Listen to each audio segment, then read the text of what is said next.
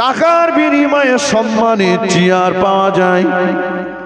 এ জামানায় টাকা থাকলে টাকার বিনিময়ে মোড়লানার গদি পাওয়া যায়। এ জামানায় টাকা থাকলে টাকার বিনিময়ে দুনিয়ার মানুষের কাছে সম্মান পাওয়া যায়। এ জামানায় টাকা থাকলে টাকার বিনিময়ে মসজিদ মাদ্রাসা কমিটিতে নাম লেখানো যায়। এ জামানায় টাকা থাকলে টাকার বিনিময়ে গরিবের গালে অন্যায়ভাবে চড় মারা যায়।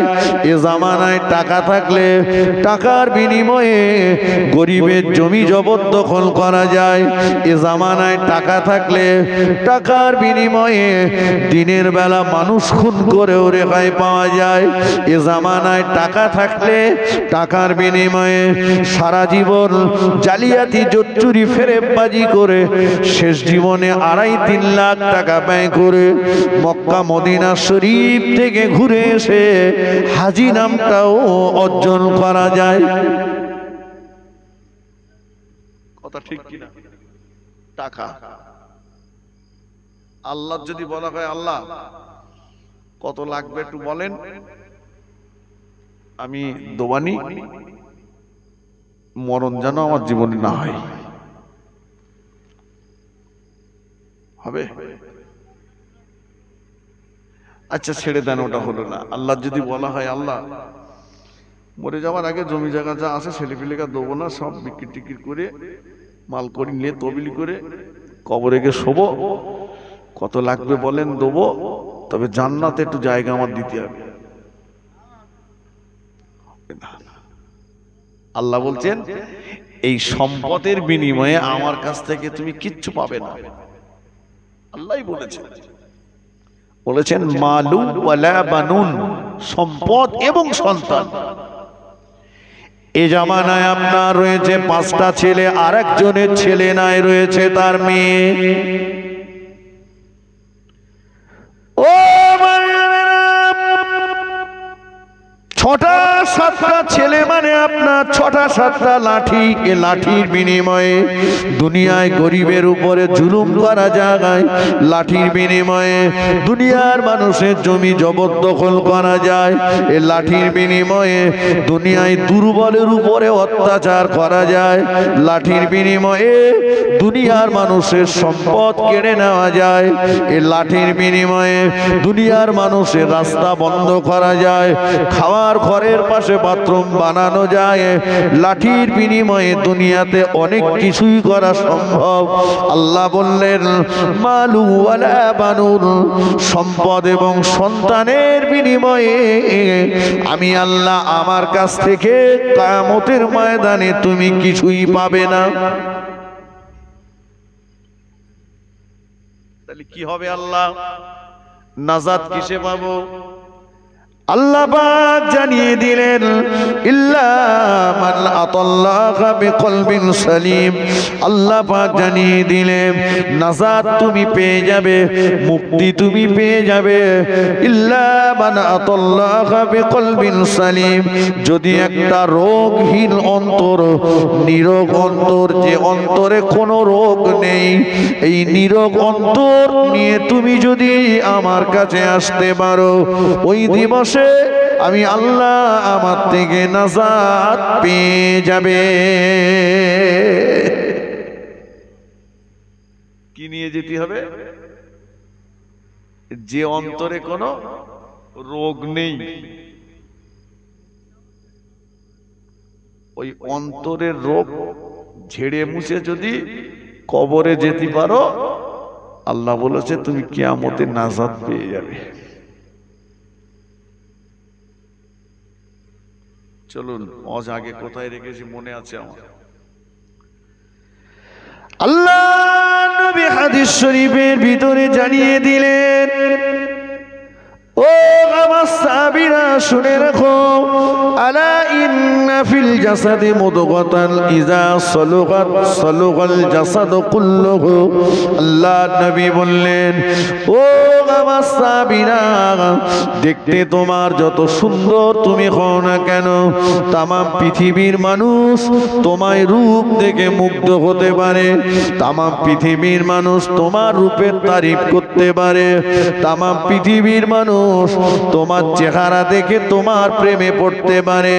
আমি রাসূলুল্লাহ জানিয়ে দিলাম, তোমার মানব দেহের ভিতরে একটা গোশতের টুকরা আছে, ওই গোশতের টুকরাটা যদি নাপাক হয়ে যায়, গোশতের টুকরাটা যদি দুর্গন্ধ হয়ে যায়, পচে যাক, তামাম পৃথিবীর মানুষ তোমায় দেখে প্রেম করলেও আল্লাহ পাকের দরবারে তোমার কোনো মূল্য নাই। পরে রাসূলুল্লাহ বললেন, দেখতে তুমি হও না হাবশী কৃতদাস বেলালের মতো, তোমায় চেহারা দেখে দুনিয়ার মানুষ থুতু নিক্ষেপ করতে পারে, তোমাকে দেখে দুনিয়ার মানুষ মুখ ঘুরিয়ে নিতে পারে। আমি রাসূলুল্লাহ বললাম, মানব দেহের ভিতরে যে গোশতের টুকরা আছে, ওটা যদি তোমার পাক থাকে, পবিত্র থাকে, দুনিয়ার মানুষ তোমায় দেখে মুখ ঘুরিয়ে নিলেও আল্লাহ পাকের দরবারে তুমি হলে সর্বাপেক্ষা ভালো মানুষ। সাহাবীরা বললেন, ইয়া রাসূলুল্লাহ, ওই গোশতের টুকরাটার নাম কি? আল্লাহ নবী বললেন, ও আমার সাহাবীরা, আলা ওহিয়াল কলব, ওটা হলো মানুষের অন্তর।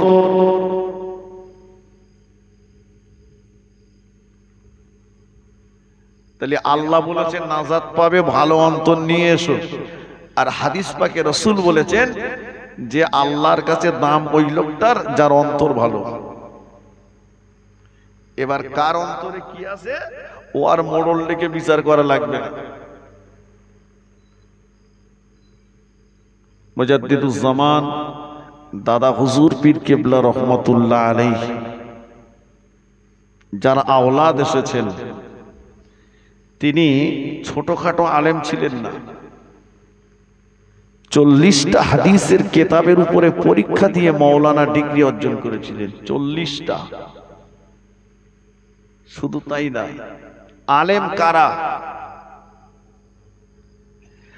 আলেম কারা? হযরত আলী রাদিয়াল্লাহু আনহু জিজ্ঞাসা করা হলো, আলেম কারা?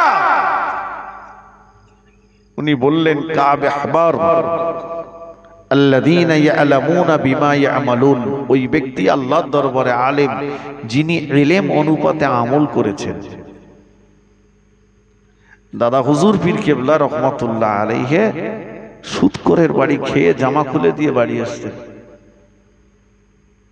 এই মুজাদ্দিদুজ্জামান দাদা হুজুর পীর কেবলা রহমাতুল্লাহ আলাইহির মতো মানুষ, তিনি বলছেন, আল্লাহ যদি কোরআন পাকে ওই আয়াতটা নাজিল না করত, আমি আবু বকর বুক ফেটে মরে যেতাম।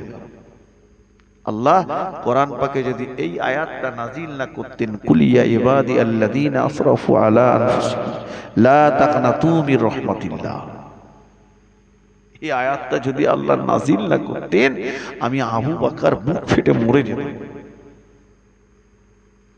আর আমরা তো নাজাতের সার্টিফিকেট আগে থেকেই পেয়ে গেছি। অন্তর ভালো, এটাই আল্লাহর কাছে শ্রেষ্ঠ। আল্লাহ নবী দিন ও দুনিয়ার বাদশাহ ইবলিস শয়তানকে একদিন ডেকেছিলেন। ইবলিস শয়তান, ও ভাইয়ানেরা, রাসূলুল্লাহ মদিনার জান্নাতুল বাকি কবরস্থানের নিকটবর্তী। আল্লাহ নবী সাহাবা হুজুরদের বললেন, সাহাবীরা, তোমরা কি একটা আওয়াজ শুনতে পাচ্ছ? সাহাবারা বললেন ইয়া রাসূলুল্লাহ আমরা একটা বাজনার আওয়াজ ঘন্টার আওয়াজ শুনতে পাচ্ছি। আল্লাহ নবী বললেন সাহাবীরা তোমরা কি জানো ওটা কিসের আওয়াজ? সাহাবীরা বললেন আল্লাহু ওয়া রাসূলুহু আলাম, আল্লাহ এবং আল্লাহ নবী ভালো জানেন। রাসূলুল্লাহ বললেন ও সাহাবীরা ইবলিস শয়তান চলে যাচ্ছে, ওটা হচ্ছে ইবলিস শয়তানের আওয়াজ। সাহাবীরা বললেন ওগো আল্লাহ নবী ইবলিস শয়তানকে কি একটু ডাকবেন, আমরা একবার ইবলিস শয়তানকে দেখব। তো নাম শুনেছি দেখা হয়নি, তো অন্তত মালটা একটু দেখে রাখি। তা আল্লাহ রাসূল বললেন এই ইবলিস এদিকে আয়। একদম এসে হাজির। ওর মাথায় সুন্দর একটা টুপি রয়েছে, বিরাট কারুকার্য করা, আর ওর হাতে একটা ঘন্টা, কোমরে একটা বেল্ট। রাসূল বললেন এই এত সুন্দর টুপি মাথায় দিছিস, আমার কোমরে বেল্ট, হাতে ঘন্টা, কোথায় যাচ্ছিস? এসব নিয়ে কি করিস? বলছে আমার এই টুপিতে আছে দুনিয়ার কারুকার্য, এই দেখে আমি মানুষকে আমার দিকে আকর্ষণ করি, টানি। আর কোমরে বেল্ট দেখেছেন, এর এক একটা ছিদ্র, মানে আমার এক একটা মানুষকে ফাঁসানোর এক একটা রাস্তা, এক একটা কায়দায় এক একটা টানি আমি নিয়ে বেঁধে ফেলি। আর আমি যখন দুজনের মাঝখানে ঝগড়া বাঁধিয়ে দিই, দুজন যখন ঝগড়া বাঁধায়, আমি এই মাঝখানে ঘন্টাটা বাজাই। আমার ঘন্টার আওয়াজ যত বেশি হয় ওরা তত মাল খাসা, তারপর হাতে লাঠি, তারপর মারপিট ওরাও বেশি করে। বাহ শোন, তোর তো জ্ঞান কম ছিল না, তুই তো ভালোই শিক্ষিত ছিলি, মুআল্লিমুল মালাইকা ফেরেশতাদের মাস্টার ছিলি, ৮০,০০০ বছরের ইবাদত তোর কবুল ছিল, তা তুই এরকম খেয়ে হলি কেন? আল্লাহ লানত প্রাপ্ত হয়ে গেলি। হুজুর সত্যি কথা বলবো? বলছে আমার সঙ্গে সত্যিটা তা মিথ্যে বলবি? সত্যি বল। আল্লাহ পাক আদম আলাইহিস সালামকে তৈরি করে বললেন উসজুদু লি আদামা, আদমকে কিবলা বানিয়ে সিজদা করো। সবাই করলো, আমি করিনি, ইল্লা ইবলিস, আমি করিনি। আল্লাহ বললেন মা মানাআকা আন তাসজুদা লিমা খলাকতু বিয়াদাইয়া, এ ইবলিস যাকে আমি আমার কুদরতি হাতে বানালাম তাকে কিবলা বানিয়ে সিজদা করতে বললাম, সবাই করলো, তুই করলি না, কে তোকে বারণ করেছে? ইবলিস জবাব দিয়েছিল আল্লাহ বারণ আমায় কেউ করেনি, তবে খলাকতানি মিন নারি ওয়া খলাকতাহু মিন তিল, আমি হলাম আগুনের তৈরি আর ও হলো মাটির তৈরি, আমার উদ্যোগামী আমি, ও নিম্নগামী, এজন্য আমি ওকে সিজদা করিনি।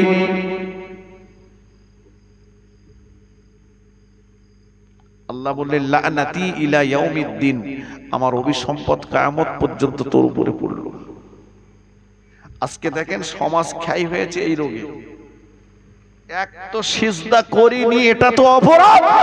আমাদের ভিতরে একদিকে যেমন সিজদা না করার মানুষের সংখ্যা বেশি, ঠিক তার পাশাপাশি যে খসলতটা ইবলিস শয়তানের ছিল, যে আদমকে মাটি দিয়ে আল্লাহ বানিয়েছে, আমি আগুনের তৈরি, আমার গতি উপরের দিকে, আমি আদমকে কেন সিজদা করতে যাব?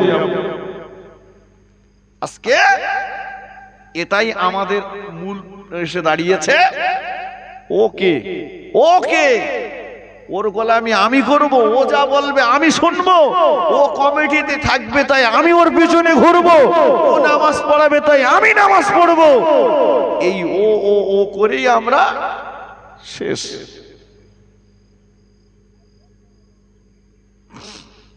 আমি বলেছিলাম ঈদের ময়দানে একটা কথা, যে আমরা পর সমালোচনা করতে ভালোবাসি, আত্মসমালোচনা করি কম মানুষ। পরে কি এটা ভাবি আমরা, কিন্তু আমি কি এটা ভাবি না।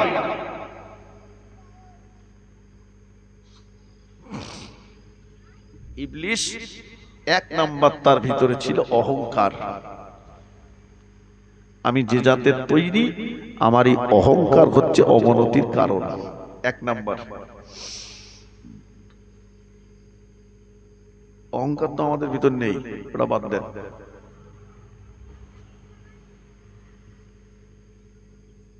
অহংকার যার ভিতরই থাক, সে আলেম হোক, মৌলানা হোক, মুফতি সাহেব হোক, পীর সাহেব হোক, সে আমির সাহেব হোক, মুবাল্লিগ সাহেব হোক, হাজি সাহেব হোক, নামাজি সাহেব হোক, যে সাহেবই হোক না কেন, তার ভিতরে যদি যারা পরিমাণ অহংকার থাকে, এই অহংকারটা হচ্ছে ইবলিস শয়তানের খসলত। আর ইবলিস শয়তানের খসলত যার ভিতরে থাকবে, রাসূল বলেছেন মান তাশাব্বাহা বিকওমিন ফাহুয়া মিনহুম। দুনিয়াতে যার সঙ্গে যার মিল থাকবে, কিয়ামতে তার সঙ্গেই তার হাসর হবে।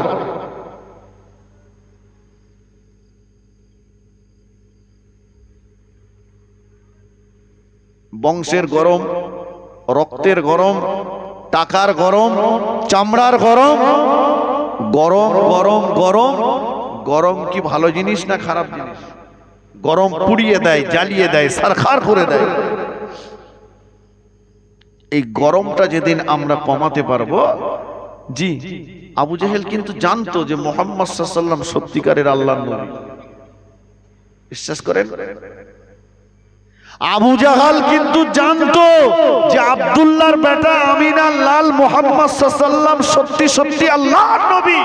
কিন্তু আবু জেহেল সে দেখছে মুহাম্মাদের বাপ নেই, এক তো মুহাম্মাদের বাপ নেই, মা নেই, এতিম, মুহাম্মদ একটা অসহায় গরিব।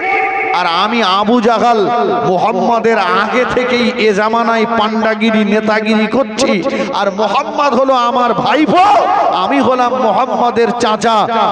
মুহাম্মাদের বশ্যতা স্বীকার করব আমি, মুহাম্মাদের গোলামি আমি যদি স্বীকার করি, আমারে লোক আর মোড়ল বলে মানবে না। তাই সে মোড়ল আনার গদি বাঁচানোর জন্যই কিন্তু মুহাম্মদ সাল্লাল্লাহু আলাইহি ওয়াসাল্লাম সত্য নবী জানার পরেও মানিনি।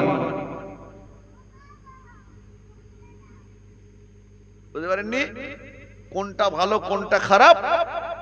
এ জামানার কিছু লোক জানে, একদম জানে, 100% জানে, কিন্তু তার ভিতরে কাজ করছে ওইটা। ওখানে ও রয়েছে, আমি জানি, বুঝতে পারেননি? তাতে মরণ হয় হোক। আর এই করেই কিন্তু শেষ। চলুন, রাসূল পাক সাল্লাল্লাহু আলাইহি ওয়াসাল্লাম বলেছেন অন্তর যার ভালো সেই ভালো।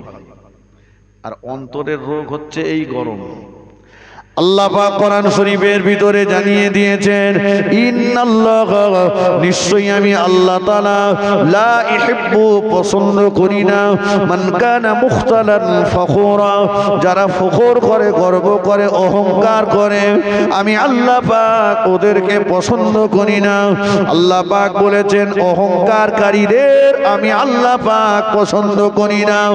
ও আমার ভাইয়ানেরা, মনে রাখুন, আল্লাহ নবী দিন ও দুনিয়ার বাদশাহ রাসূলুল্লাহ সাহাবা হুজুরদের নিয়ে বসে আছেন। আল্লাহ নবীর দরবারে সাহাবা হুজুররা বসে আছেন। সাহাবীদের ভিতরে একজন সাহাবী মনটা মলিন করে, মনটা বড় খারাপ করে বসে আছেন। রাসূলুল্লাহ বললেন, ও বাবা সাহাবী, তোমার মনটা এমন মলিন কেন বাবা? তুমি আমার দরবারে মনটা খারাপ করে কেন বসে আছো? তুমি কি জানো না আল্লাহ পাক আমি মুহাম্মাদুর রাসূলুল্লাহ সাল্লাল্লাহু আলাইহি ওয়াসাল্লামকে ব্যথিত মানুষের ব্যথা নিবারণ করার জন্য, আল্লাহ আমাকে দুঃখিত মানুষের দুঃখ নিবারণ করার জন্য, আল্লাহ আমাকে ক্রন্দনরত মানুষের চোখের পানি মোছানোর জন্য দুনিয়াতে পাঠিয়েছে। কেন বাবা আমার দরবারে মনটা মলিন করে বসে আছো? রাসূলুল্লাহ সাহাবী বললেন, ইয়া রাসূলুল্লাহ, হাবিবাল্লাহ, আমি আপনার সাহাবী, নাম আমার আসওয়াদ। হুজুর আমার নাম যেমন আমার চেহারাও তেমন, আমার নাম আসওয়াদ, আমার চেহারাটা কালো, দেখতে আমায় কালো, রং আমার, চেহারা আমার খারাপ। হুজুর আপনি আপনার নূরের জবানে বলেছেন আন-নিকাহু মিন সুন্নতি, বিয়ে করা হলো আমার সুন্নাত। হুজুর আপনার এই সুন্নাতটা পালন করতে আমার বড় ইচ্ছে হয়, কিন্তু আল্লাহর নবী আমার চেহারা কালো হওয়ার জন্য মদিনার কোন মেয়েরা আমার সঙ্গে বিয়ে করতে চায় না। হুজুর আমি কি আপনার সুন্নাত পালন করতে পারবো না? এজন্য মনটা আমার মলিন।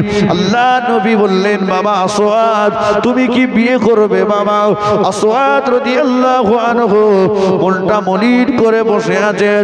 আল্লাহ নবী একজন সাহাবীকে ডাকলেন, ও সাহাবী চিঠি লেখো, হুরে মদিনা, মদিনা সুন্দরী আব্বার কাছে চিঠি একটা লিখে দাও। ওই চিঠিতে লিখে দাও আমি রাসূলুল্লাহ তোমার মেয়ে হুরে মদিনার জন্য আমার সাহাবী আসওয়াদকে পাত্র নির্বাচন করে দিলাম।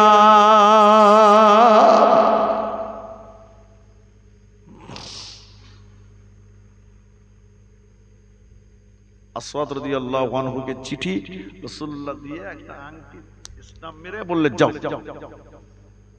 মদিনার সুন্দরীর সঙ্গে তোমার বিয়ে হবে। চিঠিটা হাতে নিয়ে মনে মনে বলছে জীবনে হবে না, এমনি মেয়ে তাই পছন্দ করে না, আর মদিনা সুন্দরী হয়। যাক রাসূলুল্লাহ বলেছেন যখন যাই, চিঠিটাই তো সম্ভব, তবে আমার মনে কাজ হবে না, এমনি মেয়েরা করে না, সুন্দরী মেয়ে করে, বিশ্ব সুন্দরী, মদিনার সুন্দরী। তো চিঠিটা নিয়ে টুকটুক করে সাহাবা হুজুরের বাড়িতে গেলেন, সালাম দিলেন, সালামের জবাব আসলো, বেরিয়ে আসলেন, চিঠিটা দিলেন।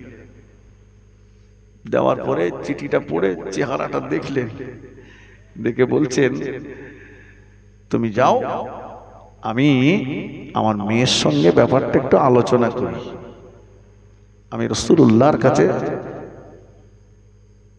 সংবাদটা জানিয়ে দেব। আসওয়াদ রাদিয়াল্লাহু আনহুর মনটা মলিন, যে আমি জানতাম হবে না, এতটা রাস্তা সেই বেকার হয়ে গেল।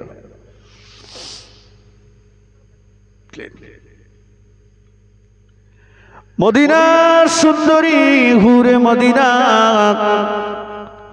ঘরের ভিতর থেকে বাইরে বার হয়ে আসলেন। আব্বাজান, আব্বাজান কে একজন ব্যক্তি আপনার কাছে আসলো, পরিচয়টা তার কি, আপনার কাছে কি একটা দিল, আর আপনি তাকে কি বা বললেন? মনটা মলিন করে আমাদের বাড়ি থেকে চলে যাচ্ছে। আল্লাহ নবী সাহাবী বললেন, ও আমার বেটি, ওই সাহাবীর নাম হলো আসওয়াদ রাদিয়াল্লাহু তাআলা আনহু। আমার রাসূলুল্লাহ তোমার জীবন সঙ্গিনী করার জন্য, আমার রাসূলুল্লাহ তোমার বিবাহের জন্য আসওয়াদকে পাত্র নির্বাচন করেছেন। তাই আমি সাহাবীকে বলেছি যাও তুমি, আমি আমার মেয়ের সঙ্গে আলোচনা করে রাসূলুল্লাহকে জানিয়ে দেব। মদিনা সুন্দরী হুরে মদিনা সঙ্গে সঙ্গে বললেন, ও আমার আব্বাজান, বেয়াদবি আমার মাফ করুন, বেয়াদবি ক্ষমা করুন, যেখানে সিদ্ধান্ত রাসূলুল্লাহ টেনেছেন সেখানে আর চিন্তা করার তো কিছুই থাকে না।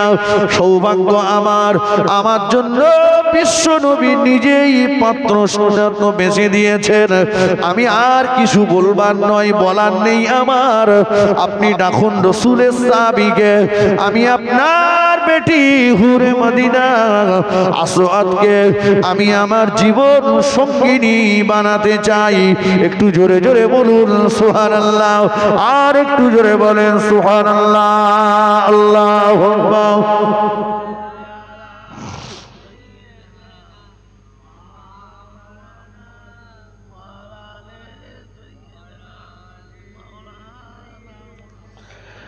আল্লাহুম্মা সাল্লি আলা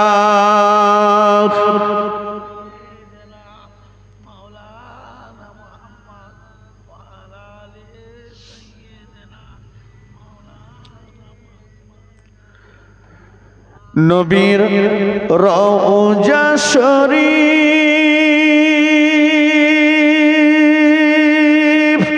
দেখে মন ভরে না, দিদার দাও গো শাহে মদিনা। নবীর রওজা শরীফ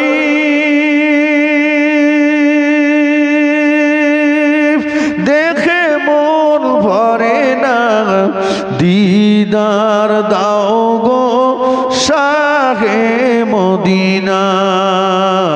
আল্লাহুম্মা